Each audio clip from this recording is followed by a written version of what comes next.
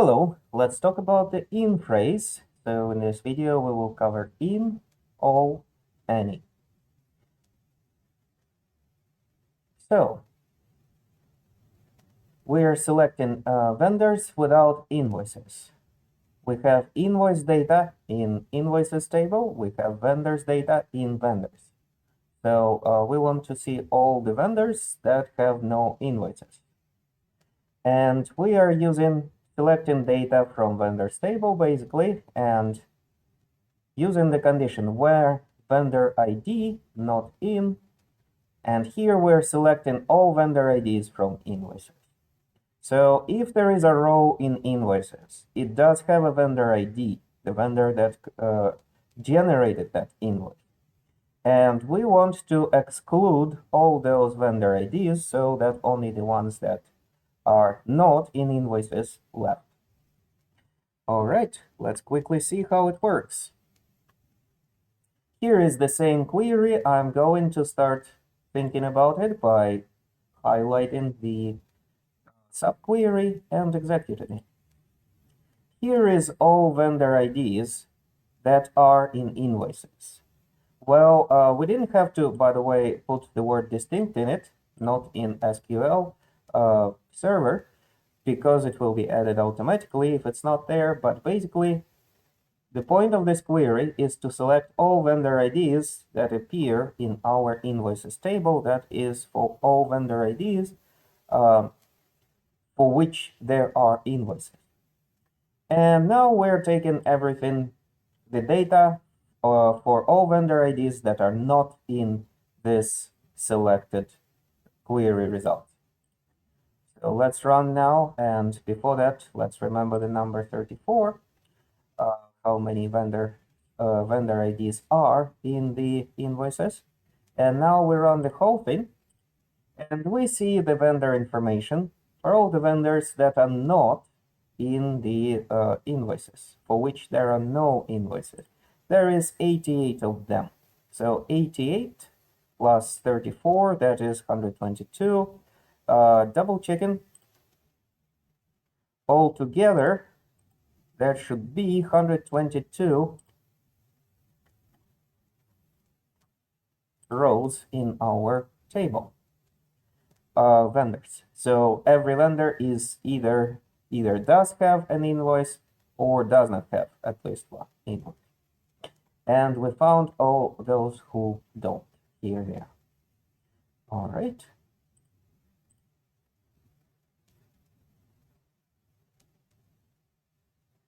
Now here is another example with a where condition, which looks very sophisticated, and we will have to analyze it in a similar way.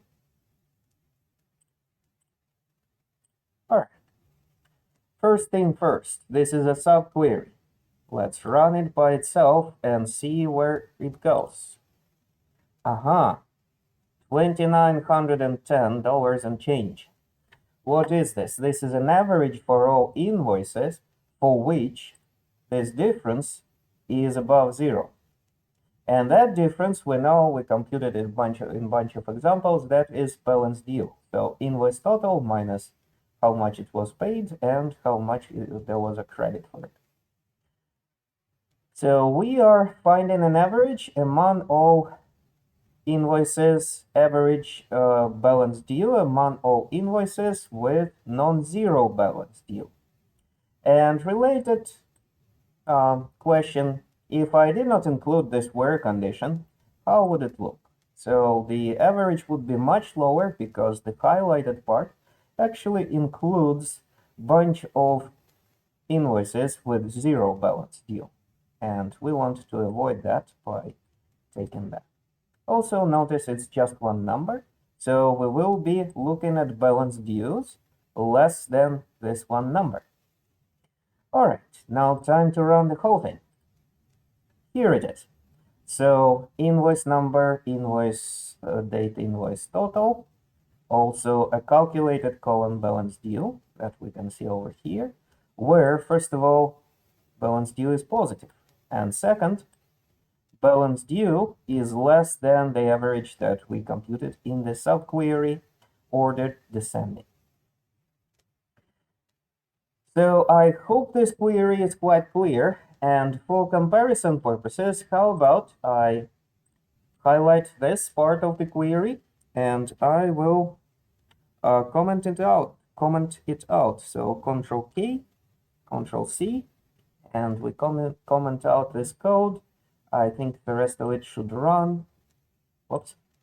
The rest of it should run well, and we can see our balanced views now. All of them, where balance view is positive. And there is a couple of them that are huge, and they are the ones that were being filtered out by this part of the query. And the rest of them are exactly the same as we have seen earlier.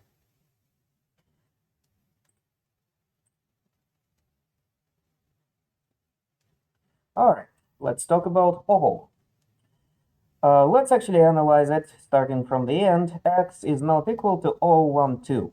It's equivalent to x is not 1 and x is not 2. So x equals 3 is good, x equals 2 is bad. Correspondingly returns true or false. So you can think of all as a way to replace bulky conditions, but that's not quite true because we're not going to use all with some constant values like we do here. This is about how it works, not how it is used. So this is as basic of examples as possible. Let's look at the first one. X is greater than 0, 1, 2. That means that x is greater than 1 and x is greater than 2. But we know that if x is greater than 2, it's also greater than 1. And both have to be true, so this is an equivalent expression. All right, let's look at this query. And in the spirit how we analyzed it earlier, let's run the subquery, see what's in the subquery, vendor IDs. That's not the right one, sorry. This one is the right one. So this one is with all.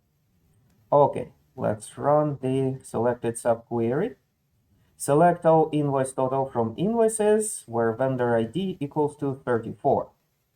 Yep, so there were two invoices with invoice totals. One is 116 and change, and another is 1083 and change.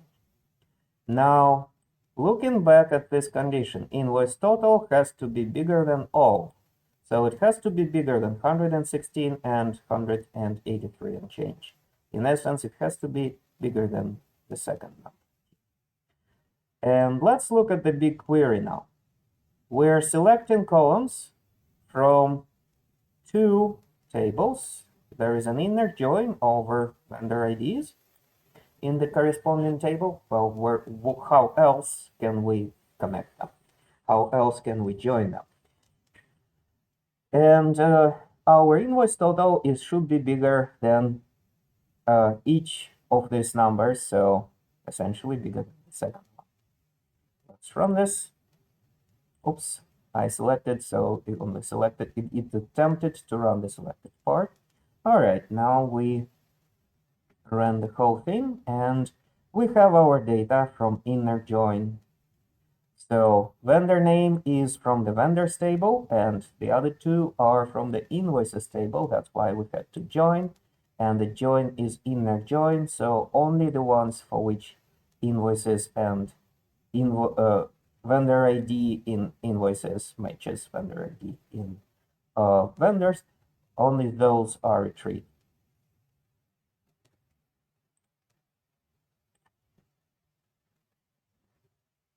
All right, any and some are aliases, so they are the same. Let's talk about any. X is greater than any of the 1, 2.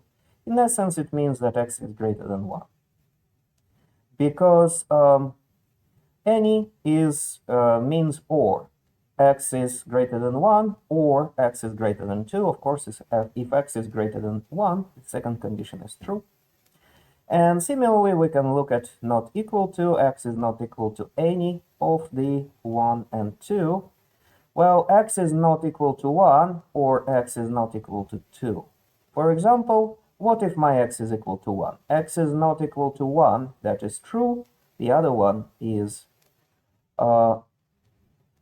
if x is equal to 1, x is not equal to 1 is false, sorry, and x is not equal to 2 is true.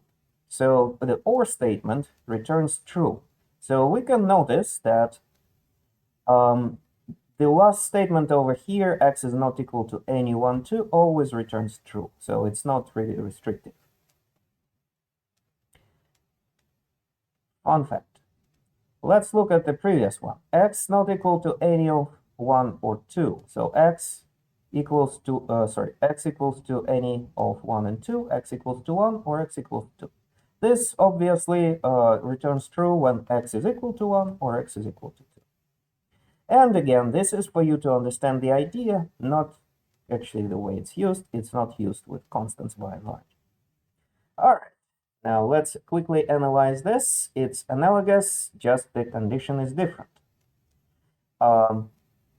Where invoice total less than any of select invoice total from invoices where vendor ID is 150.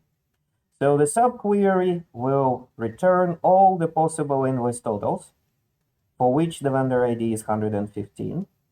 And my invoice total has to be less than any of them. So as long as it is less than the biggest of them, we're good. So here are the invoice totals, 6, 6, 25, 67, and 6. And this is the result set of the subquery. So as long as the invoice total is less than the biggest of these numbers, it actually satisfies the condition with any. So 1750 satisfies the condition because it's less than any of these numbers. It's less than the biggest one specifically. And that's the way to use the any condition.